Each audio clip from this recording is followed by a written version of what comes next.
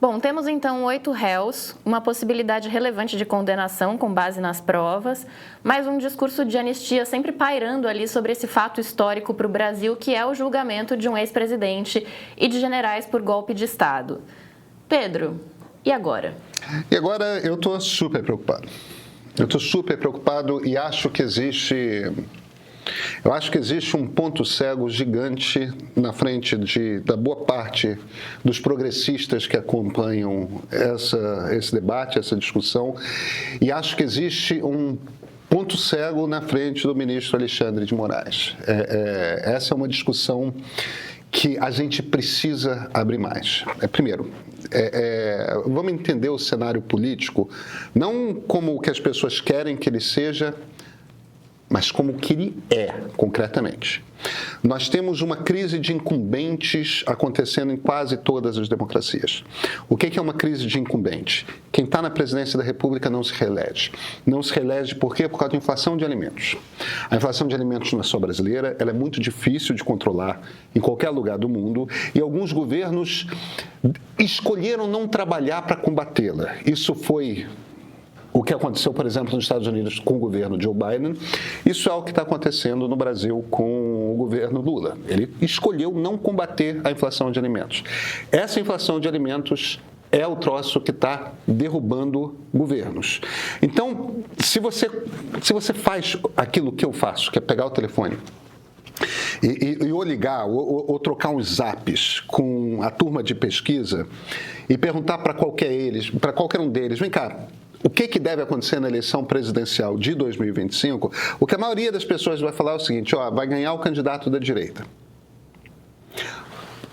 Eu não ouvi ainda de ninguém que é responsável por uma pesquisa de qualidade, a afirmação, não sei, está difícil, tudo mais, está todo mundo dizendo isso. Vai ganhar o candidato da direita. Quem é o candidato da direita? Isso depende de uma negociação entre os partidos grandes de direita. Bota PP, bota PL, bota União Brasil. Tem uma conversa que está acontecendo, mesmo o MDB, que pode embarcar ou não. Possivelmente o MDB fica rachado, como costuma ficar. Mas nessa negociação, existem 4 nomes na mesa. São 4 governadores de estado. Romeu Zema, de Minas Gerais, Tarcísio de Freitas, de São Paulo, Ronaldo Caiado, de Goiás e, pelo Paraná, Ratinho Júnior.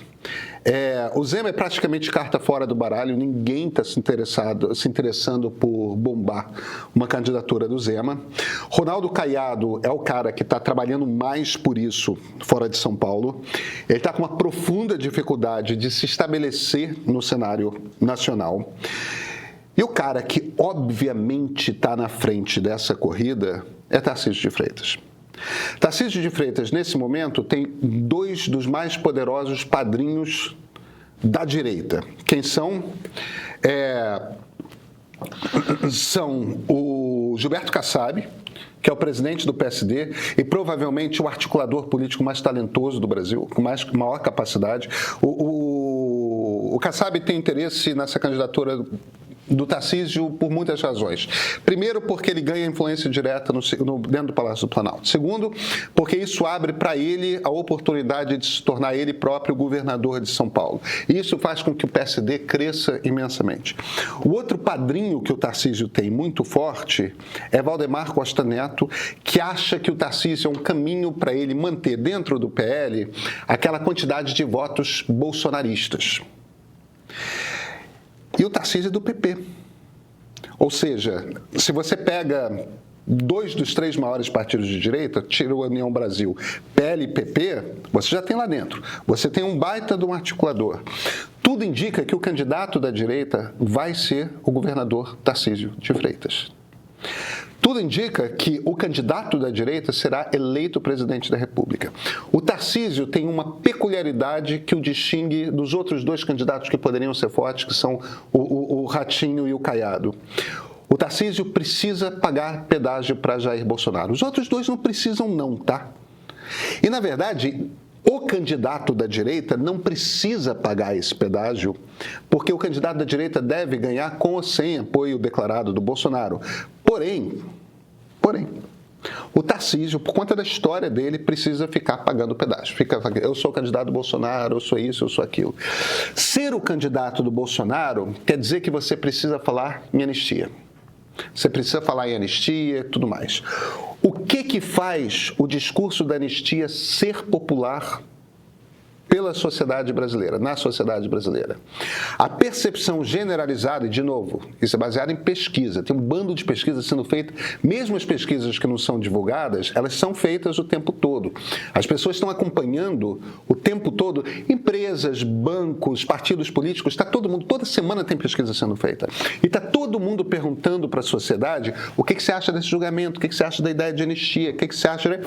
E majoritariamente na sociedade brasileira, a percepção é de que as penas do 8 de janeiro para a turma que foi lá, para aquela turba que invadiu os palácios, sede dos três poderes, né, da Presidência da República, o Congresso Nacional e o Palácio do Supremo, a percepção generalizada é que essas penas são absurdas, de que essas penas estão exageradas. Eu não estou entrando aqui no mérito de se tecnicamente está certo. Eu não estou aqui entrando no mérito se juridicamente está certo. Eu não estou entrando no mérito sequer de se é justo ou não é justo.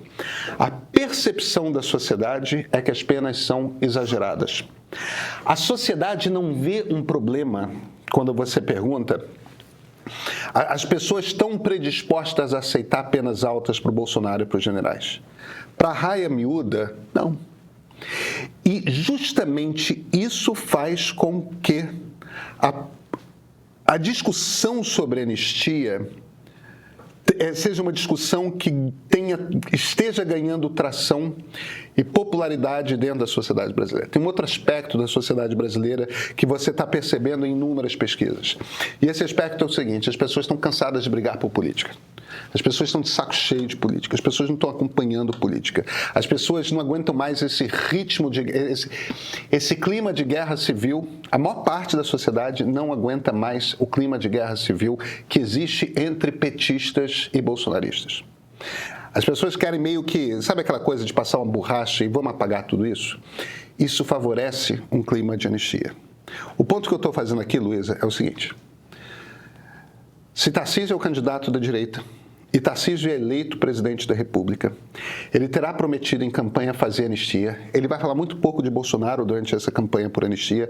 Ele vai falar principalmente por conta das pessoas do 8 de janeiro. E isso vai ser popular. Isso vai ter aceitação na sociedade. Então, as chances de, no primeiro dia, Tarcísio de Freitas, botarem na frente dele um daqueles troços encadernados em couro, que tem 2, 3 folhas para assinar, com uma graça presidencial, dando perdão para todo mundo que foi condenado. E olha, ali no meio, ele joga também um perdão para os black blocs, entendeu? Ele diz, olha, não, eu estou fazendo anistia para todo mundo, desde 2013 que foi condenado por alguma coisa, na esquerda e na direita, não é uma coisa pessoal, é uma coisa de vamos pacificar o Brasil, precisamos voltar a conversar. E a coisa que é realmente importante nesse julgamento, que é a gente punir generais que dão golpes de Estado, que tentam dar golpes de Estado, coisa que na história a República jamais fez, esse esforço que a gente construiu vai pelo ralo. Então, eu estou super preocupado e a cada vez que eu pego no telefone para falar com alguém de pesquisa, eu fico mais preocupado, não com a possibilidade de um candidato de direita ser eleito. Isso não me preocupa em nada, mas com a possibilidade de vir aí uma grande anistia. O objetivo dos políticos é anistiar o Bolsonaro e os generais. Ninguém está nem aí para a turba que invadiu os palácios. Mas a desculpa que vai... O Bolsonaro se desfez deles, né? Da fala depois do julgamento. Não, eu fui contra o tempo todo, não tem nada a ver com aquilo. Bolsonaro é aquele que larga todo mundo, menos os filhos, né? O problema é que vai soar legítimo. Vai soar legítimo por causa dessa turma. Então, eu não estou feliz, não. Eu estou... preocupado. Mas aí é um mato sem cachorro, né? Porque você está fazendo uma análise política da percepção das pessoas, né? Uma análise da percepção das pessoas, mas ao mesmo tempo no STF, e aí eu já vou jogar para o professor, porque o Alexandre de Moraes está fazendo uma avaliação de quais foram os crimes que foram cometidos ali, pegando o caso da Débora, que escreveu Com Batom na Estátua, eu esqueci o sobrenome dela. Ele juntou ali todos os crimes pelos quais ela podia ser condenada, ele fez uma somatória das penas e chegou, se não me engano, em 17 anos, é isso? 17? Não, a Débora foi 14. 14, isso. Chegou em 14 anos. Possibilidade de, em 12 anos e 6 meses, de pedir prisão domiciliar, né? Tem uma série de mecanismos ali de progressão e tal, mas chegou em 14 anos. Débora Rodrigues dos Santos, a diretora já me lembra aqui, a Maria Paula. Então, assim, é uma avaliação técnica, jurídica, de cometeu tais e tais crimes, as penas são essas, somando as penas eu cheguei nisso, e ele é um ministro do Supremo, então, tecnicamente, o trabalho dele é exatamente fazer isso. E olhar para esse cenário político e para a percepção das pessoas talvez não seja. Como é que fica?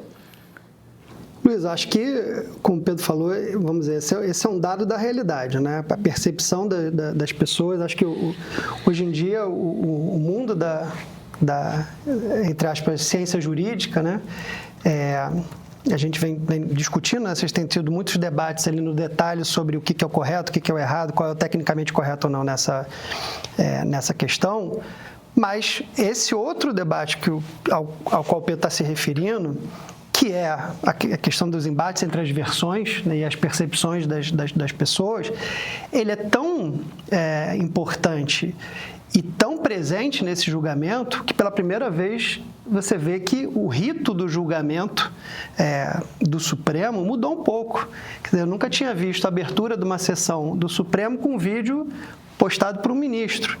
Eu nunca tinha visto um PowerPoint, de alguma forma, para tentar desmistificar essa questão das penas ou da percepção das penas, onde o Moraes procura demonstrar que nem todo mundo está nessa raia das penas altas, que muita gente teve uma pena de 1 ano, etc. e tal. Então, esse embate da comunicação, ele é natural, ele veio para dentro dessa questão, e aí eu acho que o Supremo está com esses dois desafios. Quer dizer, um desafio tecnicamente sustentar e decidir os casos, e é o que vem fazendo, sofrendo as críticas técnicas e jurídicas também, né? Tem gente com várias posições sobre as decisões que vêm sendo tomadas, as preliminares, a questão do momento da consumação do crime, assim por diante.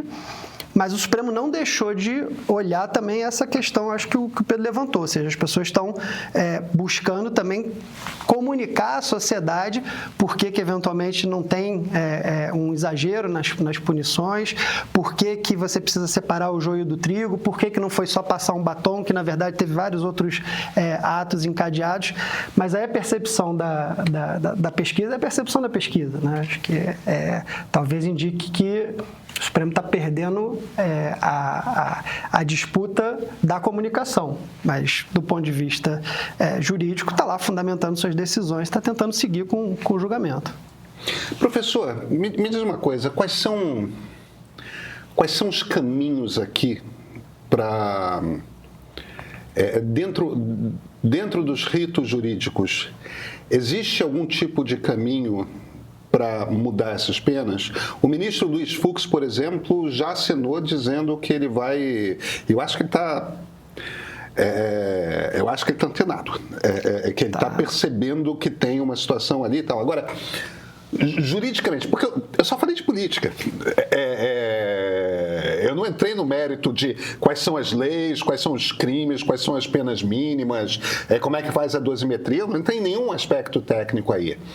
Dentro do Supremo Tribunal Federal, existem caminhos para mudar essas penas que estejam dentro da legalidade, dentro da autoridade constitucional dos juízes? Acho que sim, Pedro, tem coisas distintas aqui, né? Tem caminhos no Supremo e tem caminhos fora do Supremo, né?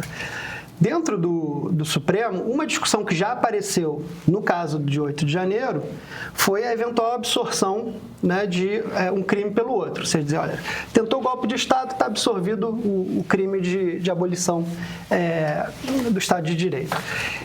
Isso é importante porque do que está se tratando aqui? De um somatório de penas. Fica alto porque não é um crime. Né? Você não está comparando assassinato com golpe de Estado. Você está comparando assassinato com outros 5 crimes lá. Se você absorve um pelo outro, e os dois são os maiores, né? Salvo engano, a pena máxima da abolição é 8 anos e a de golpe de Estado é 12. Quer dizer, se você retira um deles e diz que ele está dentro do outro, como foi, por exemplo, em alguns casos, a posição do ministro Barroso, nos casos concretos do 8 de janeiro, aí você já tem uma possível redução das penas. Agora, a realidade dos dois grupos é bastante diferente. Eu acho que ela tem que ser encarada de forma diferente e eu acho que é o que está um pouco no voto do ministro Fux. Quer dizer, que ele está olhando e dizendo, olha, se a gente já está com essas penas, né, que estão sendo consideradas altas para essas pessoas, eu não posso... a narrativa da Procuradoria-Geral da República é um encadeamento de atos que culmina no 8 de janeiro, mas tem vários atos ali até chegar lá que não foram praticados pelas pessoas de 8 de janeiro, mas sim por esse grupo. Então, eu não posso chegar no final do dia e botar a senhora que fez uma série de atos culminando na pichação da estátua com 14 anos e, eventualmente, um general que teve no planejamento golpista com 18. Aí, de fato, teria uma desproporcionalidade muito grande. Então, acho que essa já é uma percepção de que alguns outros juristas, eu tenho visto, acho que vi o Cacá outro dia falando, dizendo, não, o Bolsonaro vai para uma pena gigantesca e tal. São duas formas de encarar. Ou você reduzir um pouco aqui para diferenciar ou aumentar muito o do outro lado. Isso dentro do Supremo, né? Questão de interpretação mesmo da tipologia. E vocês estiveram aqui envolvidos nos últimos dias com criminalistas super qualificados que mostraram a dificuldade, né, dessa definição do momento, etc. O segundo ponto é como é que o Congresso ou o presidente reage depois. Né? Quer dizer, o Congresso tem o caminho da anistia, né? Tem o caminho do indulto e o presidente da República tem o caminho da graça. Então, vamos dizer, depois de decidido eventualmente isso para o Supremo, no Supremo também eventualmente teria uma revisão criminal, mas ela é bem mais excepcional. Mas do ponto de vista institucional da separação de poderes, você tem a possibilidade de outros poderes, no sentido de apaziguar, buscar alguma dessas figuras constitucionalmente previstas que são justamente para isso, né? São para dar um perdão posterior àquela situação. A única questão que eu gostaria de ressaltar de uma vez é o seguinte, Luísa, se você pensar na graça do Daniel Silveira, teve a graça do Bolsonaro e o Supremo enfrentou esse tema lá atrás. Em 2 votos, tanto no voto do ministro Fux lá atrás, quanto no voto do ministro Toffoli, de alguma forma, eles sinalizaram que achavam que, não obstante a Constituição ser expressa, dizendo quais são os crimes que não são passíveis de graça, indulto e tal, que é terrorismo, crime hediondo e tal, eles mencionaram, dizendo, olha, talvez também não seja possível você conceder graça, indulto, o que quer que seja, para crimes contra a democracia. Porque, no final do dia, esses instrumentos só existem por conta da democracia, por conta do respeito à Constituição. E se você está atacando a democracia e a Constituição, eventualmente, sequer eu poderia usar esse instrumento para isso. Então, seja o caminho adotado pelo Executivo ou pelo Legislativo futuramente, eu acho que ainda vai ter mais um round de discussão desse tema no Supremo. Isso é muito interessante, porque isso desmonta aqui o plano, que é o plano que está na cabeça do Tarcísio e da defesa do Bolsonaro e tudo mais. Como é que funciona isso? Eu sei que, por exemplo, crimes hediondos, você não pode dar graça. Só que nem o crime de ataque ao Estado Democrático de Direito, nem o crime de golpe de Estado estão registrados no Código Penal como crimes hediondos. O Supremo pode simplesmente escolher alguns crimes no Código Penal e dizer esse aqui não está passível de graça? Como é que funciona exatamente isso? É uma prerrogativa do Supremo tomar essa decisão? Na verdade, isso seria uma interpretação sistemática da Constituição, né? Se você olhar, a Constituição tem determinados valores que já levou o Supremo lá atrás, por exemplo, caso do Elvanger, das publicações de conteúdo nazista lá atrás. Né? O protocolo de Sábio Sião, né? Aquelas coisas que ele andou publicando. Que ele andou publicando lá. e dizer, olha, o tipo penal que está aqui... Desculpa, foi Mein Kampf que ele publicou, uma versão em português, mas eu acho. ele publicou uma série de... Tinha uma editora, mas eu acho que o processo é por causa do Mein Kampf. O processo mencionava expressamente. A discussão era, naquele momento, que não existia um tipo específico para um ataque dirigido ao povo judeu. Na interpretação, ampliou-se. A mesma coisa aconteceu com a discriminação em relação a homossexuais, que também foi uma decisão ampliativa e interpretativa. Então, embora não esteja expressamente previsto, de fato, na Constituição esses crimes, acho que o Supremo pode vir a considerar que não faz parte do sistema utilizar o perdão contra aqueles que se colocam contra o sistema. Então, deixa eu ver se eu entendi. Antissemitismo ou homofobia não eram claramente crimes. Mas como você já tem previsto o crime de racismo, o Supremo parte do princípio de que, o legislador já considerou que uma forma de preconceito é crime. Então, eu vou estender essa leitura para quaisquer outras formas de preconceito. A lógica é essa? O conceito ainda que o legislador não tenha previsto expressamente isso, a intenção da Constituição com essa postura de não discriminação deve fazer com que eu interprete esse artigo de forma mais abrangente. Tá. Então, é nesse sentido que eu imagino que uma discussão semelhante pode vir a ocorrer aqui. Então, mesmo que o presidente eleito chegue ao ponto de dar uma graça, que seria o nome que a gente dá para o perdão presidencial, né, como os americanos têm. A dar uma graça, o Supremo poderia chegar à conclusão de que, para esse crime aqui, você não pode dar uma graça. Exato. Alguém teria que provocar, né? Evidentemente, o Supremo vai ter um ato qualquer, mas não vai faltar gente. Vai fazer. Não vai faltar gente para levar esse tema. Isso pode ficar definido já no julgamento mesmo? Não acho que agora, porque... Agora você vai definir, né, julgar e, enfim, condenar ou não lá os réus, mas esse ato de graça ou de indulto ou de anistia vai ganhar uma forma jurídica lá na frente, vai ser uma lei de anistia ou uma graça do presidente, e aí esse ato normativo é que vai ser contestado provavelmente diante do Supremo no futuro. Não vai ser feito preventivamente, vai ser feito depois. Não vai ser feito. Uma outra possibilidade também, Pedro, são projetos, já ouvi falar nisso outro dia, projetos de lei que procurem diminuir a dosimetria de pena. Ou seja, hoje você tem as penas mínimas. Em vários casos, o Supremo aplicou a pena mínima. Só que como eram vários crimes, somando as penas mínimas, deu essa percepção de que está muito alto. Então, você reduzindo a pena mínima de determinado crime, vamos dizer, o sujeito pegou lá 4 anos por aquele crime. Você diz, não, a pena mínima desse crime deve ser 2 anos, ou você reduz mais ainda, enfim. Como há um princípio de que, no caso da lei penal, ela retroage para beneficiar o réu, aí isso pode ser uma forma de você chegar e dizer o seguinte, olha, eu fui condenado a 12 anos num regime em que as penas mínimas levavam a 12 anos. Agora mudou. O regime agora faz com que a pena mínima chegue a 6 anos. Então, eu tenho que me beneficiar deste novo regime e, em vez de cumprir 12, vou cumprir 6. Então, essa é uma outra estratégia que, eventualmente, pode ser adotada.